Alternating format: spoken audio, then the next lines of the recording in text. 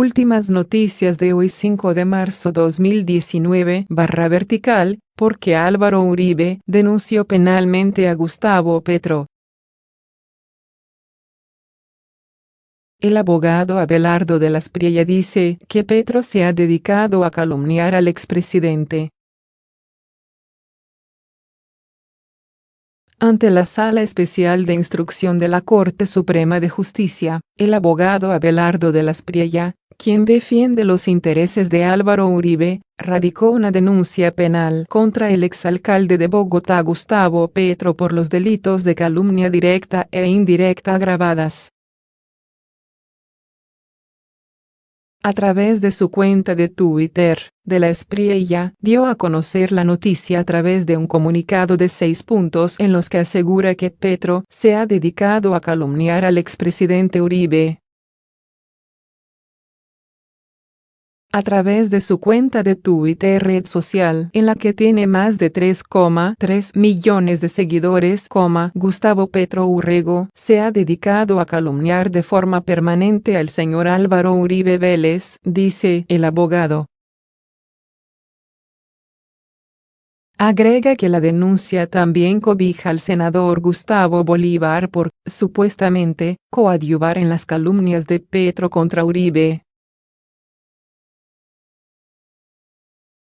También cobijan al senador Gustavo Bolívar, quien cobardemente reproduce, coadyuva y secunda brutales ataques de Petro, señala. De las Priella advierte que también interpondrá queja disciplinaria ante la Procuraduría contra ambos senadores. En mi condición de apoderado del señor expresidente Álvaro Uribe tengo el mandato y el más firme compromiso de llevar estos casos en Fiscalía y Procuraduría hasta las últimas consecuencias. Petro coge a J. Balvin de blanco de sus críticas. El senador preguntó si lo del reggaetonero es una evolución o una degradación. Una dura controversia se desató el pasado fin de semana por cuenta de una campaña publicitaria que compara al Joe Arroyo con J. Balvin. Aunque todo a ser parte de la estrategia de una compañía, hay quienes consideran que resulta sumamente ofensivo pasar a ser una comparación del icónico Centurión de la Noche con el reggaetonero antioqueño. La indignación se hizo evidente luego de que la valla fuera ubicada en la avenida Santander de Cartagena, Bolívar, ciudad de origen de Joe Arroyo. Colombia evolucionó, y sus ídolos también, cita el mensaje con la imagen de Joe Arroyo y J. Balvin. Al respecto, Edwin Salcedo, líder afro, y quien inició esta discusión en redes sociales, manifestó que esa valla es un desacierto porque hasta indispuso a toda una comunidad.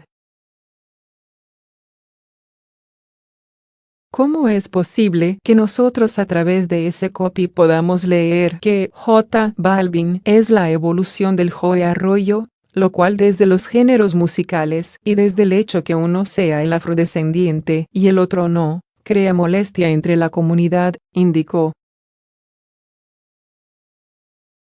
A propósito de esta polémica, en las últimas horas sorprendió el senador Gustavo Petro Urrego al pronunciarse sobre este tipo de temas. El líder de Colombia Humana cogió de blanco de sus críticas al reggaetonero al preguntar si en vez de revolución podría hablarse de una degradación. Evolución o degradación.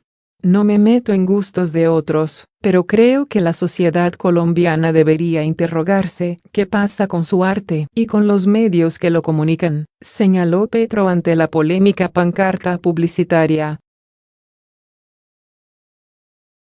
Fue tal la polémica que la valla fue retirada de su lugar en Cartagena para zanjar la discusión y evitar que el tema, para algunos considerada una ofensa, crezca aún más.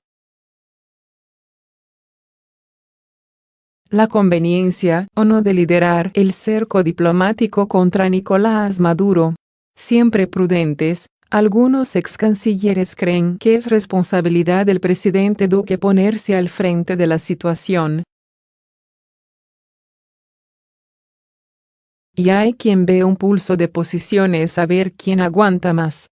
La Real Academia Española, RAE, le da varias acepciones a la palabra diplomacia, rama de la política que se ocupa del estudio de las relaciones internacionales, conjunto de procedimientos que regulan las relaciones entre los estados, servicio de los estados en sus relaciones internacionales, cortesía aparente e interesada, habilidad, sagacidad y disimulo.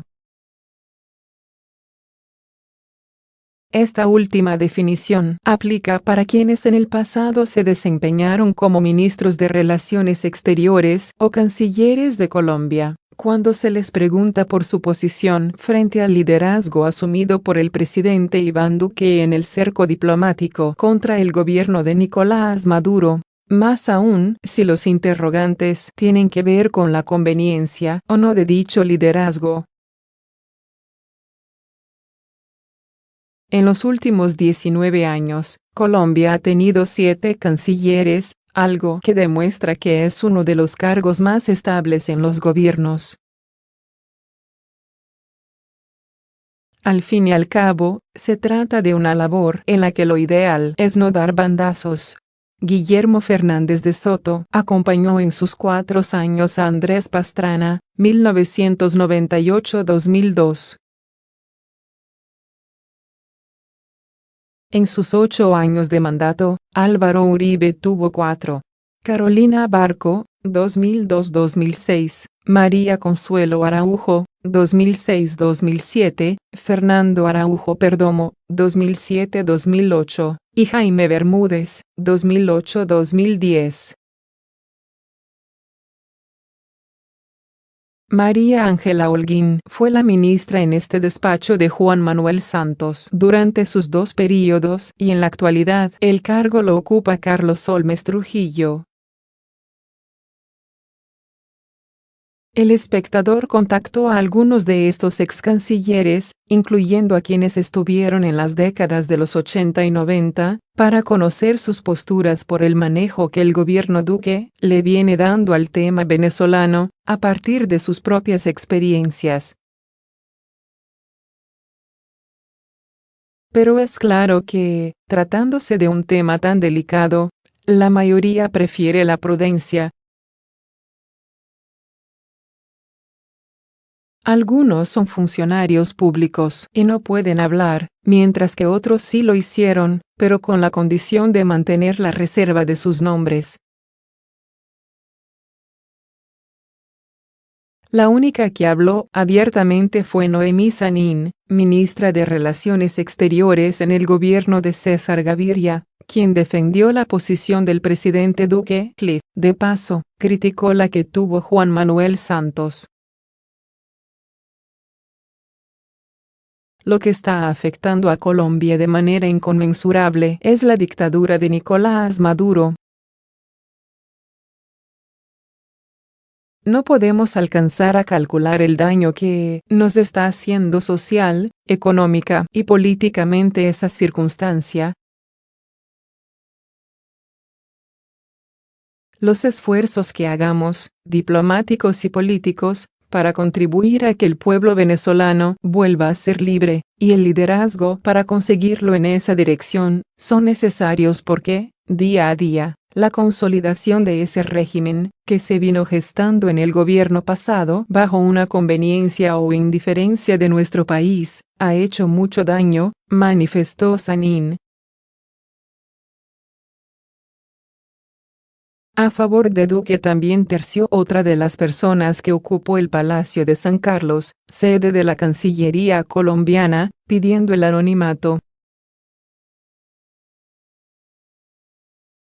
Incluso recordando que la lucha contra el régimen chavista la inició Uribe.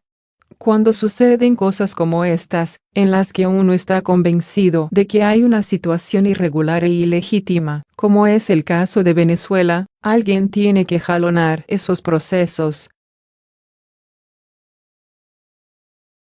El país que de forma natural lo puede hacer es Colombia. Hay que recordar que, al finalizar el gobierno Uribe, él emprendió una movida ante organizaciones internacionales contra el régimen de Hugo Chávez. En esa época, se dijo que sus acciones estaban aislando a Colombia, pero, en perspectiva, la historia le dio la razón, demostrando la importancia de hacer esas denuncias públicas, indicó. En este sentido, argumentó que liderar la oposición a Maduro es una obligación para el gobierno colombiano. Para Venezuela, seguirá siendo dramática la situación si no pasa nada, pero hay que hacer apuestas políticas audaces y el costo eventual es marginal frente a la responsabilidad política que Colombia tiene frente a este tema. La cercanía de ambos pueblos puede ayudar a empujar esos esfuerzos que se están haciendo en el ámbito global. Otra de las voces que dialogó con este diario se refirió a las posibilidades de una intervención militar e hizo una lectura de lo recientemente sucedido en la ONU. La posición del presidente Duque es muy clara contra una intervención militar, aunque, tal vez, no quedó lo suficientemente claro por situaciones como la de John Bolton, el de la libreta con las 5.000 tropas para Colombia. Creo que nunca ha estado en la ecuación del gobierno una perspectiva militar. Obviamente, la presión internacional de lo que se llama el cerco diplomático es bastante difícil en la ONU, pues Venezuela recoge más de 50 apoyos de Estados miembros de los llamados no alineados. Casi toda África y los países árabes, y buena parte de los caribeños. Eso hace que la situación sea muy difícil y se recuerde la vieja cortina de hierro.